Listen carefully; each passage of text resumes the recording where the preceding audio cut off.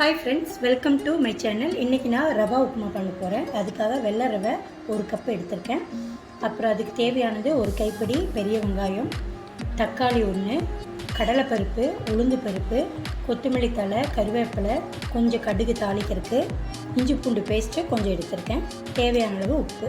இப்போ இந்த ரவையை வந்து நம்ம வறுத்துக்க போறோம். வறுத்துட்டு தான் செய்யணும். இந்த 1 கப் ரவைக்கு 3 கப் தண்ணி ஊற்றணும். ஓகே, நம்ம எப்படி பண்ணுறதுன்னு சொல்லி காமிக்கலாம். நீங்கள் வெறுமையே ரவையை போட்டு அந்த ரவையோட ஸ்மெல் வர வரைக்கும் வணக்கினீங்கன்னா போது ரொம்ப வணக்கிடாதீங்க, அடி பிடிச்சோம். ஒரு மாதிரி அந்த மாவு வறுபடுற ஸ்மெல்லு நம்மளுக்கு வரும். ஓகே, இது ஒரு 2 நிமிஷம் ஒரு 5 நிமிஷம் நம்ம இப்படி ஃப்ரை பண்ணி எடுத்துக்கலாம். பாருங்கள், எண்ணெய் சூடாகிடுச்சு. நம்ம கடுகு போட்டுக்கலாம்.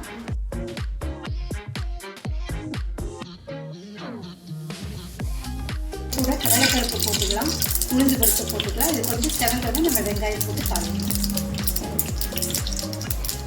இது நல்லா சரக்க வறுக்கணும். அப்போ தான் இது நல்லா அந்த பச்சை இது போய் நல்லா ஃப்ரை ஆகிடும். இப்போ பாருங்கள், வெங்காயம் போட்டுக்கலாம்.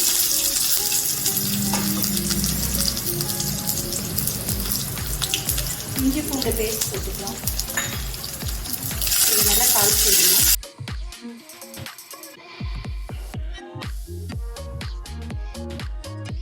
இது கூட நம்ம வெங்காயம் நல்லா வணங்க வேண்டாம். இங்கே ஓரளவுக்கு எண்ணெயில் வணங்கினா போதும். இது கூட நம்ம அந்த பச்சை மிளகாவும் கட் பண்ணி போட்டுக்கலாம்.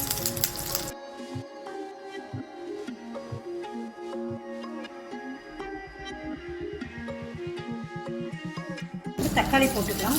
தக்காளி ஆப்ஷனல் தான், நீங்கள் லெமன் சாறு கூட போட்டுக்கலாம். நான் தக்காளி போட்டேன், அது ஒரு புளிப்பு சுவை கொடுக்கும், அதுக்காக தான் நான் சொல்கிறேன். கருவேப்பிலை போட்டுக்கலாம்.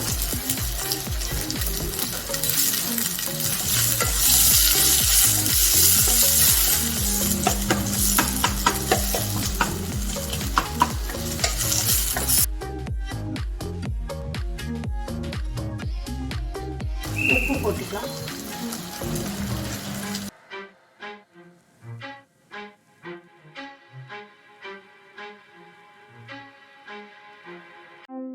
நான் இந்த கப்பில் ரவை எடுத்துருந்தேன். இந்த கப்பில் 3 கப்பு தண்ணி ஊற்றுக்கலாம்.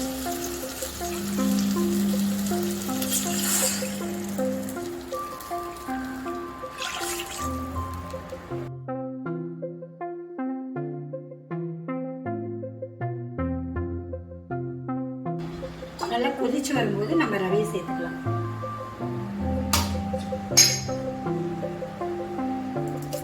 கொத்தமல்லி தழை தண்ணியிலே போட்டுக்கோங்க. உப்பு சரி பார்த்துக்கோங்க. 1 ஸ்பூன் நெய் ஊற்றுக்கோங்க.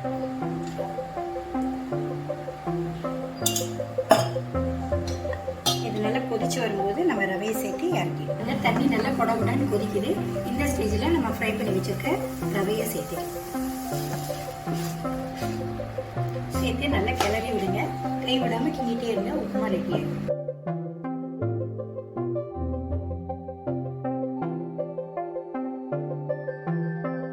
பாருங்கள், சூப்பராக ரெடி ஆகிடுச்சு. இது கூட நம்ம தேங்காய் சட்னியும் சர்வ் பண்ணிக்கலாம். இதை வந்து வாரத்தில் 1 நாள் கண்டிப்பாக பண்ணி கொடுங்க. சீக்கிரம் டைஜஷன் ஆகக்கூடிய ஒரு உப்புமா தான். ஸோ இந்த வீடியோ உங்களுக்கு பிடிச்சிருக்கும்னு நினைக்கிறேன். லைக் பண்ணுங்கள், ஷேர் பண்ணுங்கள், சப்ஸ்கிரைப் பண்ண மறக்காதீங்க. பெல் பட்டனை ப்ரெஸ் பண்ணுங்கள்.